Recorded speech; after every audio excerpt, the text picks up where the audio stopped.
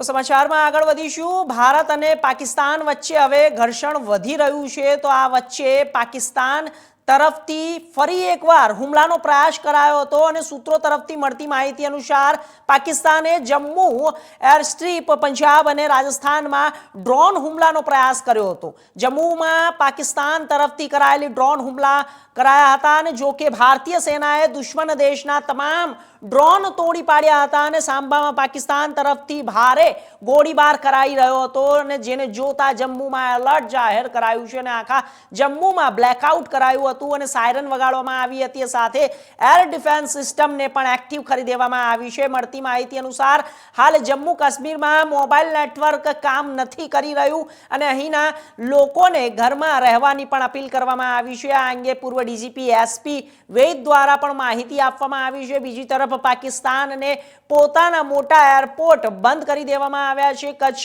ભુજમાં પણ બ્લેકઆઉટ જાહેર કરી દેવામાં આવ્યું છે, જેના પગલે ભુજમાં બ્લેકઆઉટ જાહેર થઈ રહ્યું છે અને પાકિસ્તાનના ડ્રોન એટેકને ભારતની એર ડિફેન્સ સિસ્ટમ આકાશમાં ઇન્ટરસેપ્ટ કરી રહી છે, એટલે કે ભારતની મિસાઇલ સિસ્ટમ આ ડ્રોનને આકાશમાં જ તોડી પાડી રહી છે। ભારતનું કાઉન્ટર અને એટેક પણ ડ્રોન સિસ્ટમને પણ એલર્ટ કરી દેવામાં આવ્યું છે અને એજન્સીઓએ પુષ્ટિ કરી છે કે જમ્મુ એરપોર્ટ પર સાંબા અને RS-પુરા, અરન્યા અને પડોશી વિસ્તારોમાં પાકિસ્તાનથી 8 મિસાઇલો છોડવામાં આવી અને તે તમામને જ્યારે S-400 દ્વારા તોડી પાડવામાં આવી છે।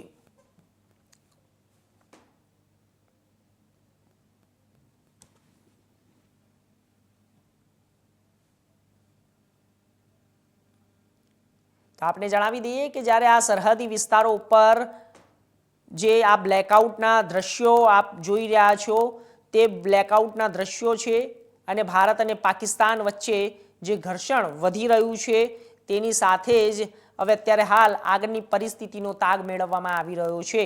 સાથે સાથે ભારત અને પાકિસ્તાન વચ્ચે જે અત્યારે હાલ ઘર્ષણ ચાલી રહ્યું છે તેની અંદર અનેક પ્રકારના મોટા હુમલાઓ પાકિસ્તાન તરફથી કરવામાં આવ્યા હતા, પરંતુ તેને પણ નિષ્ફળ બનાવવામાં આવ્યો છે અને હવે પાકિસ્તાન તરફથી ફરી એક વખત હુમલાનો પ્રયાસ કરવામાં આવ્યો હતો। સૂત્રો તરફથી મળતી માહિતી અનુસાર દરેક પંજાબના જે વિસ્તારો છે આસપાસના ત્યાં પણ તેમને હુમલાનો પ્રયાસ કર્યો હતો, પરંતુ ભારતીય સેનાએ તેને નિષ્ફળ બનાવી દીધો છે।